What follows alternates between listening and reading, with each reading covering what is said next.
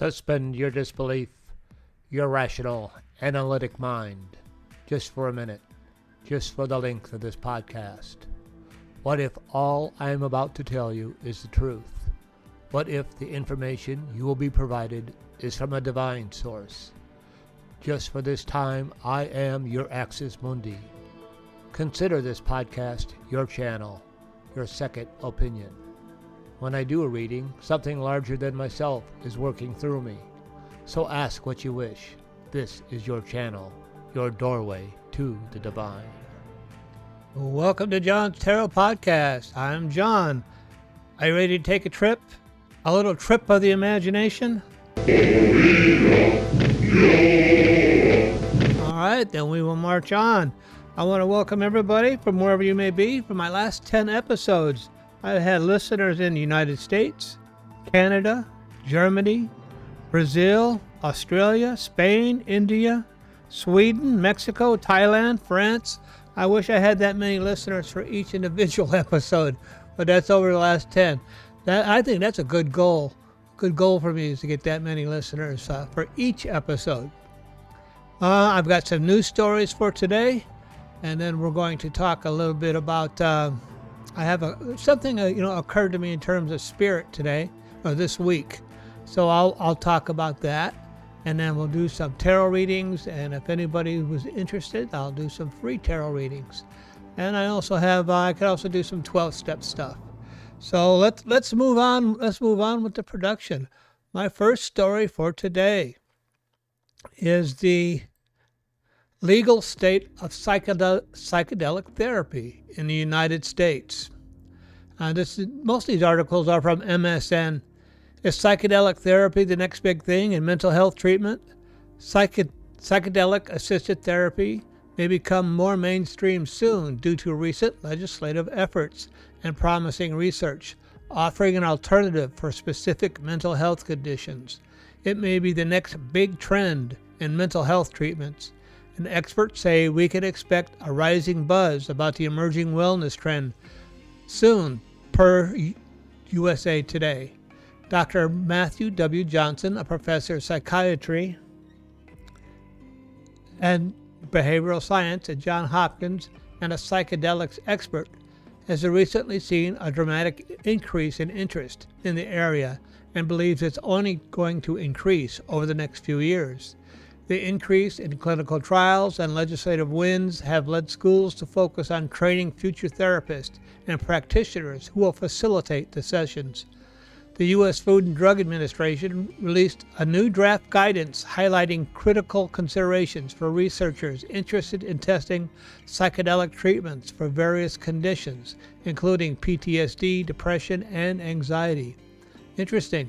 This is the first time an agency has outlined trial conduct, data collection, and safety precautions for researchers studying psychedelics such as mescaline. The guidance covers prospective studies on classic psychedelics like psilocybin and LSD and MDA. So the states, it talks about while several American cities have decriminalized personal use of psilocybin, Oregon became the first state to legalize psilocybin use under strict supervision in 2020 and was followed by Colorado in 2022.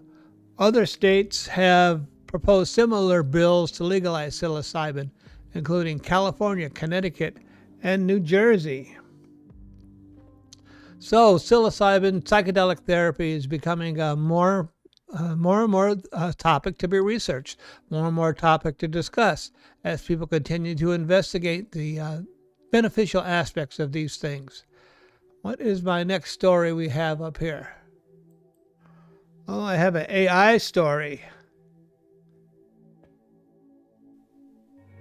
In time, you will come to regard me not only with respect and awe, but with love. Yeah. Anyway, here's my AI story for this week. Scientists test a drug designed by AI on human patients. For the first time, a drug both discovered and designed by AI systems is officially undergoing mid-stage testing in human clinical trials. The drug called NS018 055 was developed by the bio firm Insilo Medicine and is designed to treat idiopathic pulmonary fibrosis, a chronic lung disease those who cause often debilitating breathing problems. Yeah, pulmonary fibrosis, I see it on the ICU, that's a killer, and that'll finish you off. So what they're finding here, in other words, do I have it all here? Insilo has been developing AI models that can quickly and efficiently churn through massive data sets to come up with new models that can eventually be turned into a drug. In short, the company claims to use AI to first identify a potential target for pharmaceuticals, conceptualize said pharmaceutical candidate, and then predict its effectiveness. The company is using an NVIDIA graphics processing units to power its AI. That's why NVIDIA's stock has been going through the roof, an approach that is seemingly already paying off. According to NVIDIA, coming up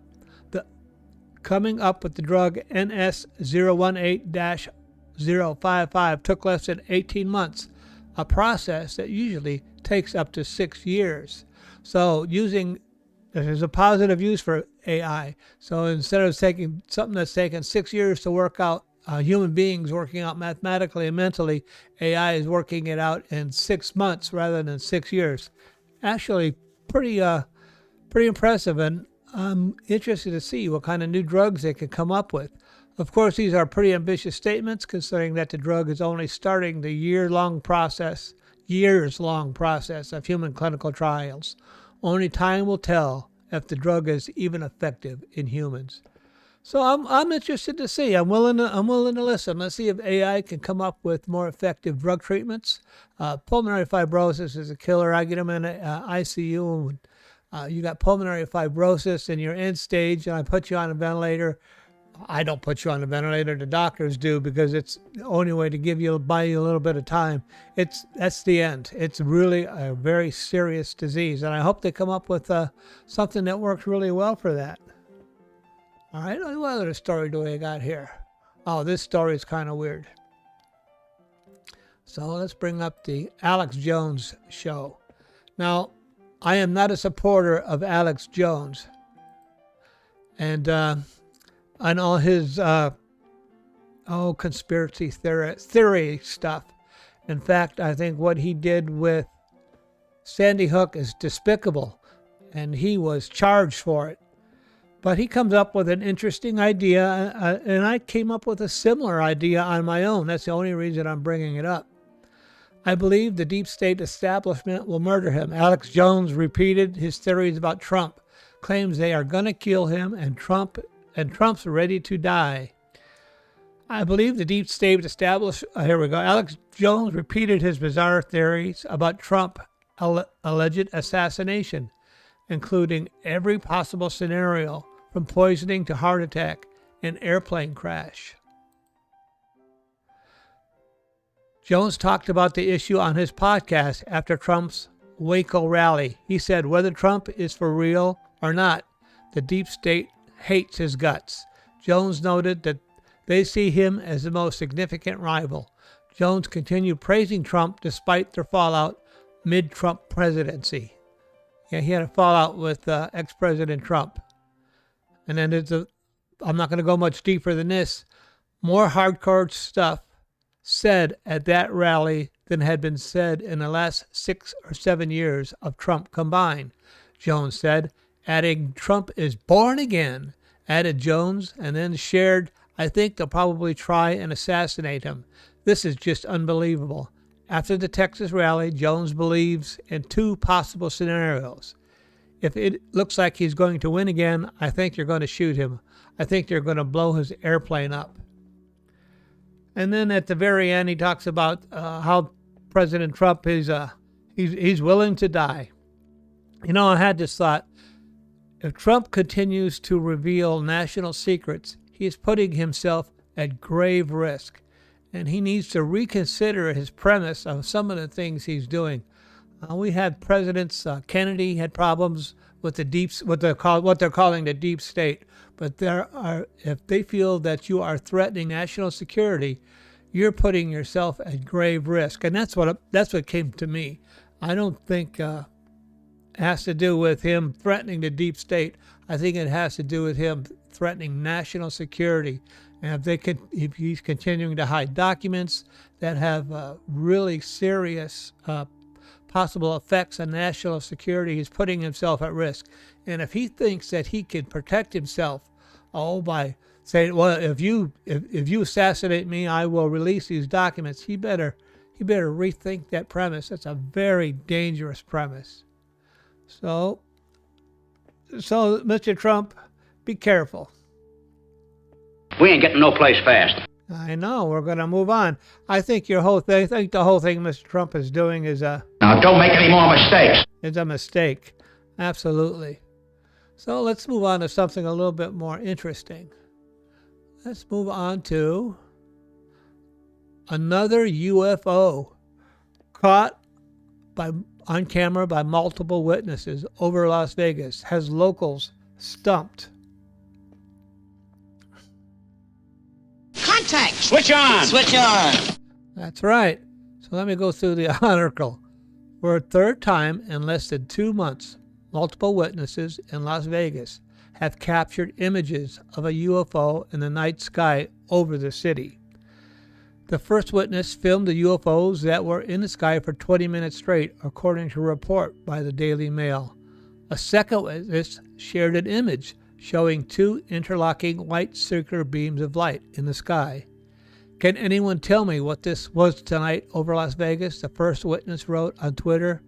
One person suggested it was a crescent moon, blocked by small clouds. However, the person who filmed the UFO replied, "That's what I thought the first time, but the second time both objects, when it split, it was too far away to be the moon." So let's take a look at the video. People, trust me. That's what I want to do. No. You can see in the background 2 balls of light. This is the streets of Las Vegas, over the streets of Las Vegas, a live film. And then you'll see shortly, you see another light, was what I thought was a crescent moon moving up to the really bright white orb. What is that? And people are saying, what is that? What could that be? And it looks like it could be the crescent moon, only it's moving. And then the crescent gets wider, and soon it's going to merge with the light it's in front of. A lot of times this could be Saturn, but this is not Saturn, and this is not the crescent moon. So that is a view of that. I hope that comes out. So are there UFOs over, where we go? Are there UFOs over Las Vegas? Possibly. Could be, that have the Area 51 out there. There's been stories about the I think they call them the tall whites being stationed out there. Who knows? Who knows? It's a possibility. I kind of believe that UFOs exist and they're here on the planet. But who knows? I'm willing to give it I'm willing to give it a doubt. I'm willing to give it something. I'll think about it before I make up my mind. But something is going on over Las Vegas. It's getting to be a real hot spot. Now, my last story I'm going to review has to do with Hunter Biden. Now, I'm really not a Hunter Biden. I really don't care what happens to Hunter Biden, quite frankly. What I thought was important about the Hunter Biden struggle has to do with the fact that he is he's got chemical dependency problems. He's the son of the president. And the things that are going on with him are comparable with what happens to anybody with chemical dependency problems. You got legal problems, you got tax problems, you got family problems. Only his problems have been broadcast publicly. Now, this week on the ICU, one day we had only 12 patients up there. Of the 12 patients we had up there, 4 of those patients were drug and alcohol related. And 3 of them aren't going to do well. And these people were all Oh, I would say the oldest one was 48. The youngest one was in their 30s. And they're just not going to do well. 38, I remember one of them. And they're just not going to do well. And, that was 30% of the ICU filled with drug and alcohol problems. I started talking to some of the docs and the people I work with. And, I don't make it a secret that I'm a recovering person. And, I see all that stuff out there. I says, man, am I lucky? But I started talking to some of the docs, and many of the people I talked to up there, their lives were also touched by drug and alcohol problems, more similar to President Biden's. Children, brothers, sisters, fathers, relatives, ex-husbands, things like that. Everybody's life seems to have been touched by drug and alcohol problems. This is a huge problem in the United States, and that's what caught my attention. Not whether I don't care about Hunter Biden independently. Nobody seems to be immune from this, not even the President of the United States. Seems, that he's got drug and alcohol problems in his family. His life is touched by that as well. And I've always been a big proponent of treatment. And I hope Hunter finds treatment. A lot of the people I talk to, these family members have died. These family members have been or are still out there, and it's just tragic. And I'm starting to wonder. This is going to be my question for the tarot for the week. And so, kind of really caught my attention. Like all these people were touched by drug and alcohol problems, and even a president of the United States is not immune. And it's not about interdiction. I really don't think so. It's about interdiction at the border, that Biden let all the drugs in the border. I really don't believe that at all. Oh, I'll move down here to my... There we go. Move down here to the tarot screen. I think first and foremost, drug interdiction has to begin in the home. That we need to talk to our young people and tell them, frankly and honestly, the risk you're taking. When I was young, to experiment with a little cocaine, with a little LSD, it was relatively harmless. But now with the fentanyl and the tranq, and I guess they got a new drug out in Arizona that's devastating people out there in Phoenix called Blue. These drugs are... oh my God! These drugs are not. It's not worth the risk. It's not worth the experimentation, and I just start wondering, what can I do? And I'm gonna focus this question on myself. What can I do to help mitigate this problem? Like I said, first I think it begins in the home, and then good education, good talking with your young person, honestly putting it out there, and it also has to do with we have to look at what kind of role model are we providing to our young people. Are we having this talk with them while we're totally drunk? That's not a good role model. While you're smoking a J, are you talking to your teen or young person about the dangers of drug use? We really got to be a good example. And then thirdly, I think our government needs to, both the Democrats and the Republicans are failing. They need to provide a potential future for our young people, where they're going to say, man, why would I want to put that at risk? Look at the future I have, the potential future I have available to me. Why would I want to put that at risk? I know a lot of people get into this as a result of personal pain, family dysfunction, and many times it's dysfunction being handed down multi-generational too. But we just have to offer a future that is so much better than anything drugs that can provide. I think that if we could do those three things, that'll help the problem. It's never going to go away. Drugs problem is always going to be with us, but we need to minimize it. And then offer treatment, of course. Offer treatment once or twice. I don't know how many times you can offer free treatment. I've worked in the treatment industry, and it's been, yikes. It's been more about money than treatment, although the people working in treatment are really focused on helping the drug-addicted person or the chemically addicted person. The administration involved in it is concerned with the financial bottom dollar, and they will do things they'll do things that I felt were just unethical. The things I've done in the hospital were pretty ethical. The independent treatment things were a little bit more shady, and I wasn't too happy with it, especially my last one. But those are the things, and I'm not going to discuss what I saw. So what can I do in order to help reduce the severe epidemic drug problem we're having in this country? So I'm going to ask about myself individually. And I am open to do free readings too. If somebody's out there would like a free reading, let me type it in there. I'm willing to do that. I'm going to do both. There we go. I'm going to do both the runes and the tarot cards.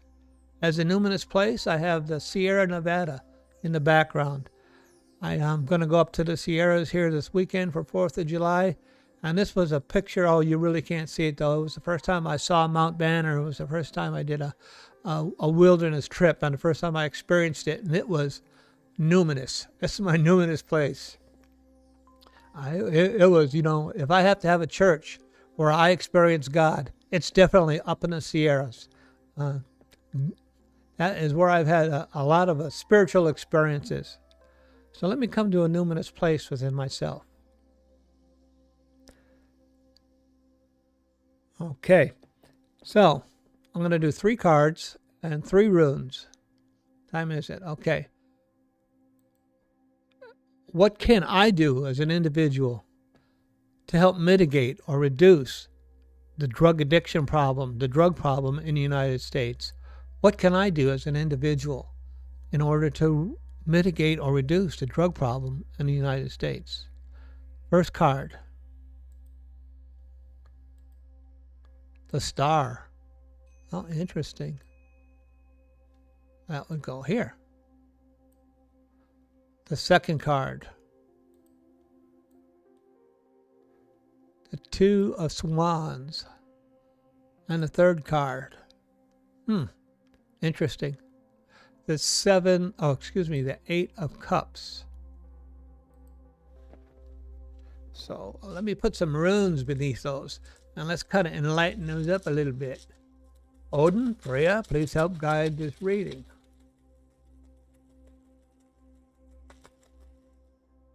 All right. And please, Odin. Are you trying to give me the double talk? Don't give me the double talk. Odin, Freya, please help guide this reading. Enlighten the card of the Star. How can we reduce or do something? How can I do something about the drug and alcohol problem? My first rune under the Star is Othalia, Inheritance. How appropriate is that for me? Okay. What can I do about the drug and alcohol problem in the United States under the 2 of Wands? And this one is Ingwa's Conclusion. Interesting. And the third rune, what can I do about the drug and alcohol problem in the United States? Me, John, as an individual, what can I do about it? And this one is, I think it's called Ingas. It's the antler. So the Star card. Okay. The Star card, that's me. That's somebody with a prophetic gift. That's somebody who's here to, that's me. That's me. That's someone with a prophetic gift who's here to do what he's assigned rather than do what he wants. I'm here to fulfill my obligation to the higher power rather than me just wandering around and doing what I want. And I need to start. That's what that card has to do with me. It's always the card of somebody, the seer. That's me, and I'm here to do the will of the higher power, and I believe I'm doing that with my nursing career, and that's one of the reasons I'm doing this podcast as well.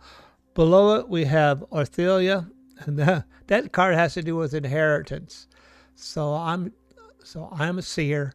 I have ability to see, and I'm here to play my part as it is assigned to me, and this is a job I inherited.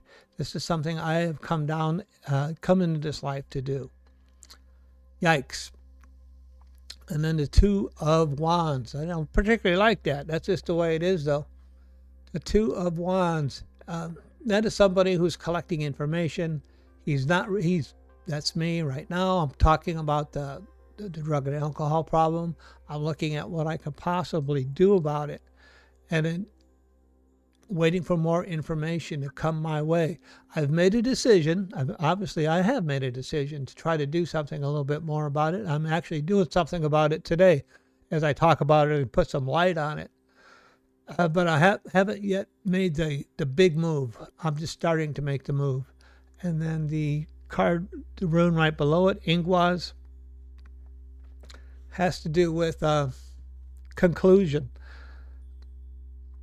Now, I haven't wanted really to work in the treatment field because it's kind of heartbreaking for me, to tell you the truth.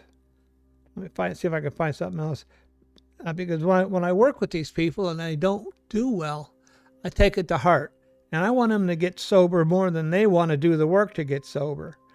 And it's been really not frustrating for me. It's been heartbreaking for me.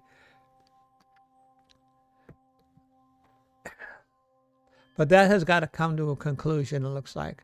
I've got to be more involved, and there are ways I could be more involved as I continue to wait on the information to come my way.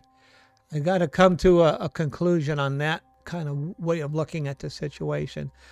That I might have to get more involved. Now, there are other ways I can get involved. I think there's a place around us called Charlie Street. I can go up and start doing some work at Charlie Street.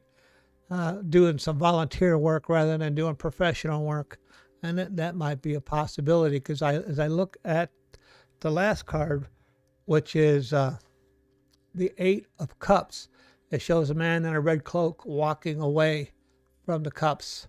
So that has to do with walking away from materialism, walking away from the material life in search of something more spiritual. But don't throw away everything you've learned, because many of those things that I've learned will come in handy. And then the final the final rune is called, I didn't like the Algas. That's what it is. I'd have to get that back down. Algas is the rune of the deer, the rune of the hunt, rune of 5 fingers. That as I walk away from something and look for something more spiritual, as I walk away from the material in search of something more spiritual, and I'm going to help people with my gifts, the star. I'm waiting for information to come my way. I'm not to worry. This is a journey.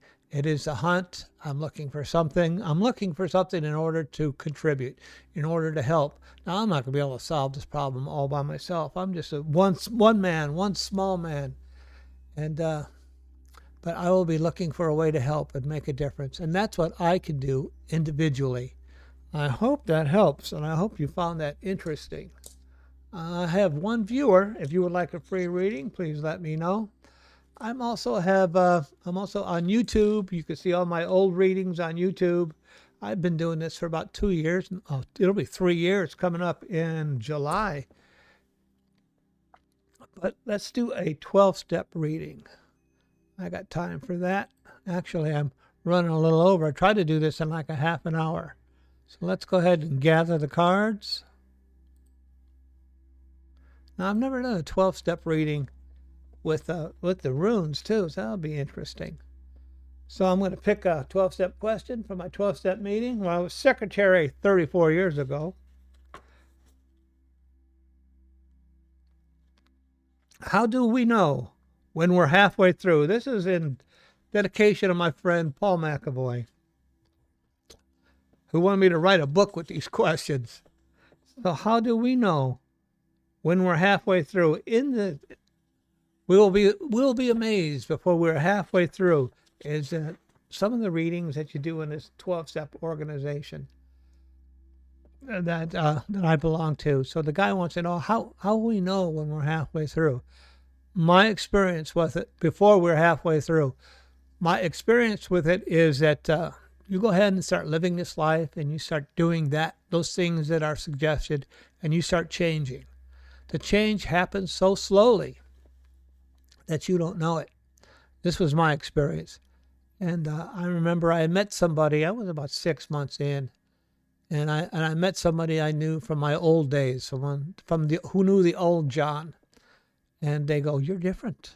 You've changed." And that's how you know when you're halfway through. And I was amazed, like, different? I've changed? I wasn't even aware of it. So let's ask the tarot with 3 cards. How will we know when we're halfway through?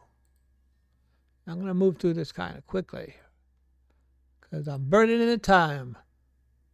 First card is how you like that? The 8 of Wands. Second card is the 5 of Swords. Interesting. And the third card, King of Swords. Let me throw a couple of runes on here to enlighten it a little bit more. Throwing the runes on it, it's like 23 runes. It's like adding 23 more cards to the tarot deck. So, please, Odin, Freya, is going to help enlighten this reading. On how will we know when we're halfway through? The 8 of Wands. Well, that's interesting. First rune here is what that is called. Oh, it'll come to me. Oh, Pertho. Second rune.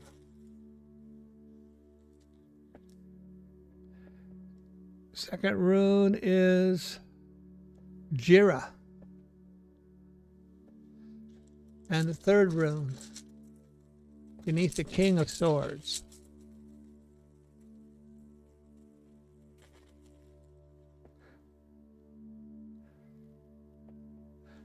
Not this. Has to do with constraint. How do we know before we're halfway through? The 8 of Wands, it happens very quickly. The change happens very quickly when you get involved with these things and you start doing what they suggest you do. It happens very quickly. And then Jira, I think that's what it is. Let me see. That has to do, no, that's not it. That's Pertho, excuse me. Pertho is the game of chance, also has to do with enlightenment. So you're going to change. You're going to become enlightened to your real state very quickly. How are we going to know before we're halfway through? It's going to happen very quickly. And then the 5 of Swords. The sword, you see a guy with the swords. He's got a sword on his shoulder. He's got another in his hand. It has to do with remaining, how can I say this? The sword of truth. Keep your sword of truth close. You're not going to be happy with how other people think of you. A lot of your old friends are going to leave you. And they're not going to be happy with your new way of life. I remember when I had a guy, he used to tell me, yeah, you're being brainwashed in those meetings. My friend used to tell him, yeah, well, my brain needed some washing. So it's a sword of truth. Keep that close and keep your own counsel, and don't worry about what other people say, because the Jira is a seed of a new life is being planted within you, the seed of a new way of living. And then the King of Swords, before you're going to be becoming much wiser as you leave that old way of life behind, and a new awareness comes to you. There are some constraints that come along with this, methods, and the constraints is it's difficult. It's a difficult journey. It's not an easy journey, but you have the strength and the willpower and the wisdom to get through it. So that's going to wrap it up for this week. What? Professor Marvel, and thanks a lot. Well, it was my pleasure. I hope that you enjoyed this week's readings. I talked a little bit more about myself than general issues. Let me know what I can do to help improve. Let me know if you would like a reading. You can go out to JohnsTarot.com and arrange for a personal reading. I'm up there. Or if you just want to go out there and listen to free readings and listen to my past shows, I'm out there on JohnsTarot.net. I'm also on YouTube. And I also occasionally post stuff up on TikTok if you want to go and view stuff there. Of course, I'm John's Tarot everywhere I go. One word, John's Tarot. So until next week, be careful, be cool, be kind. And I hope to see you all again next week after my camping trip. All right, bye-bye.